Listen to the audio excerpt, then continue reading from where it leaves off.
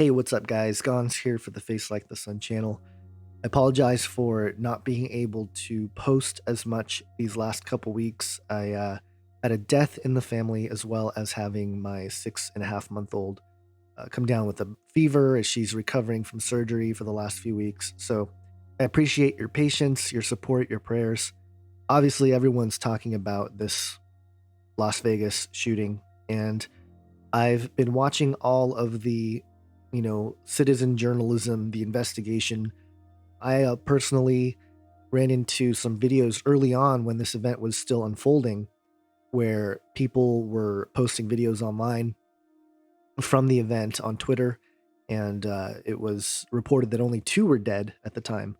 And so it was really interesting to see everything kind of come about. By the time morning came, it was 50. And then a day later, we're sitting at almost 60. So there's a lot to question. There's a lot of inconsistencies, bad reporting, all that stuff going on.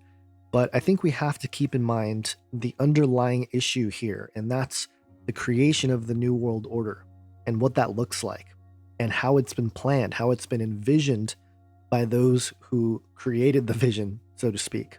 Now, there was an occultist in the 1900s named Alice A. Bailey, and she claimed to channel what was labeled the Tibetan or Master Dejwal Kul. And Alice Bailey was known for channeling this entity and gaining wisdom and all these things necessary for a new world. And in 1940, in a letter talking about the coming world order, she said this, quote, "It is necessary, therefore, to speak with directness, to indicate the inherent dangers of the present situation, to present its amazing opportunity to bring about needed changes, and to point out the lines of demarcation between the right and the wrong ways of living, between a vision of the New World Order and the retrograde plans of a so-called New Order with which the totalitarian powers seek to bewilder humanity. We start with the premise that 2 opposing world visions confront humanity, and that 2 world orders are presented to mankind. Between these, man must choose, and his choice will determine the future." Now think about what's happening here. The truth community, so to speak, the people who have been awake and talking about truth for a very long time, have been saying that there is this totalitarian system coming about us. In recent months, it hasn't been so much of that, it's been kind of reversed. I noticed a change where it was more of the mainline, public, progressive, liberal types that started to say we must fight the totalitarian system. And so 2 orders have been presented before us, right? This left-hand liberal path and this right-hand conservative sort of right-wing, right way to live path. And all of this is missing one thing here, and that's the way, which is Jesus Christ. He is the way, the truth, and the life. So if we talk about Jesus, we're going in the right direction, not these 2 polarizing views here, which is expressed politically and so forth and so on.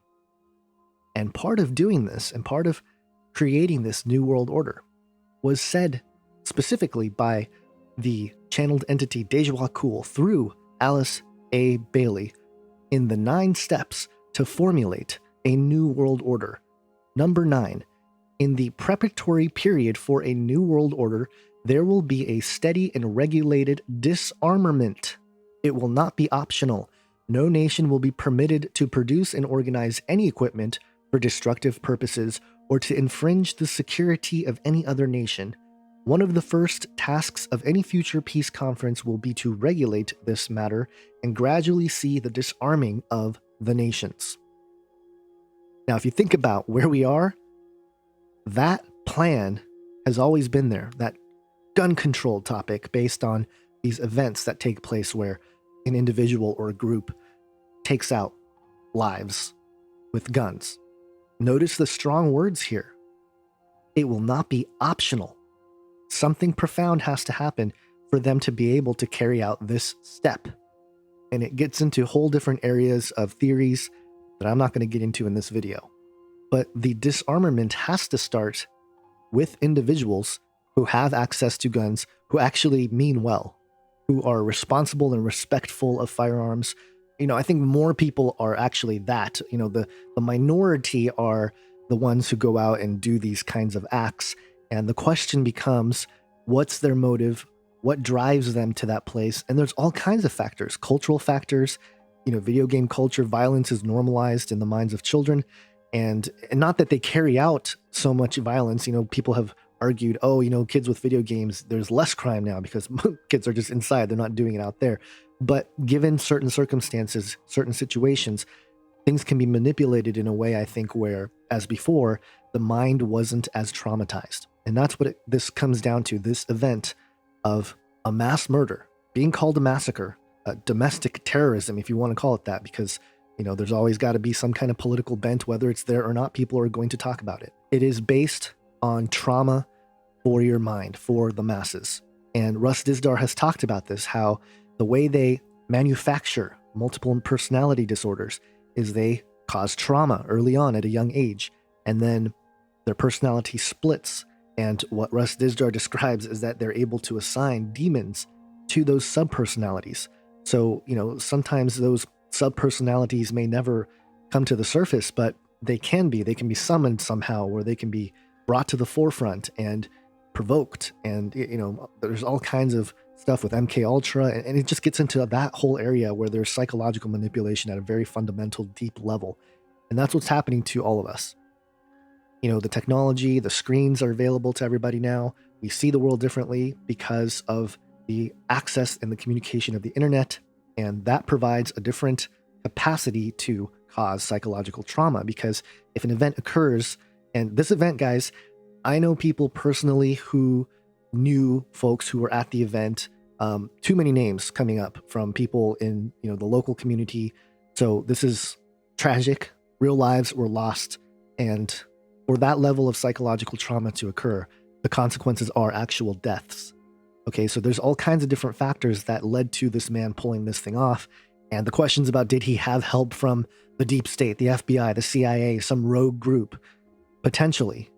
Obviously he carried out quite the crime. And if he was acting alone or with just one other person, that's pretty significant. It's never like that. There's always factors. There's always spiders in the background, manipulating situations, driving people to do things that they don't necessarily want to at this level. So I don't think, have any idea what's really going on in terms of the details behind the scenes, but rest assured, this is all a big spiritual thing. Where are you going when you die? Or when this physical body expires, right? I know where I'm going. So this fear-based tactic doesn't work on me, because I know God is ultimately in control. He's allowing these things to take place because the end is near, and because he allowed free will, humanity is going to take that free will, and humanity is going to abuse it. There's none righteous, not one, except Jesus Christ. We're living in some crazy times, and some people have labeled it the tribulation period. I don't know. It's definitely a time of tribulation, maybe not the tribulation, but Jesus himself told us that in the world we will have tribulation, but take heart. I have overcome the world. And if you stand for Jesus Christ, you're standing for the one that overcame this world. And we're about to see the end of the age sooner rather than later, I think. The way we're messing with reality, the way we're messing with our genetics, the way we're doing all these things, and the way certain ideas are lining up with Bible prophecy that are really quite bizarre, to say the least, involving a messianic figure being presented through one of the monotheistic religions. There's a lot going on, and there's a lot that can happen with levels of deception that are technologically airtight in terms of its ability to manipulate and really take us in a direction that is completely prophetic, where unless Jesus intervenes, no flesh would be saved. And keep in mind, just because it's prophesied doesn't mean that God is making these things happen. He allows them to happen because of the sin in man. We are fallen. We're in this fallen state, and we're trying to solve ourselves, finding immortality and all these things. That's what transhumanism and technology, that's what that's all about. It proves the biblical worldview that we are fallen in sin, right? Because even the secularists, the atheists, are trying to find a way out. And so what's happening is in that process of trying to discover immortality, to break out from this fallen state that we're in, humanity will ultimately destroy itself along with creation, which is why I think there's reality manipulation going on that's kind of mind-bending. But there's a reason why there's a new heaven and a new earth coming, and it's because this heaven and this earth is going to be completely messed up. So I know this is a long rabbit trail from where we started with the shooters and everything, but I just wanted to provide some thoughts here that are maybe a little bit outside the box. Hope you guys understand where I'm coming from. Please let me know what you think in the comments section. Give it a thumbs up. Please share, subscribe. Thank you to all the patrons. You guys are awesome. Another month of over 380 people supporting this channel, which, by the way, you guys are the 0.25% out of the number of subscribers that have decided to support this channel through Patreon. So you guys are like the ultimate ultra elite on this channel. So thank you guys. I appreciate it. Have an awesome day. God bless.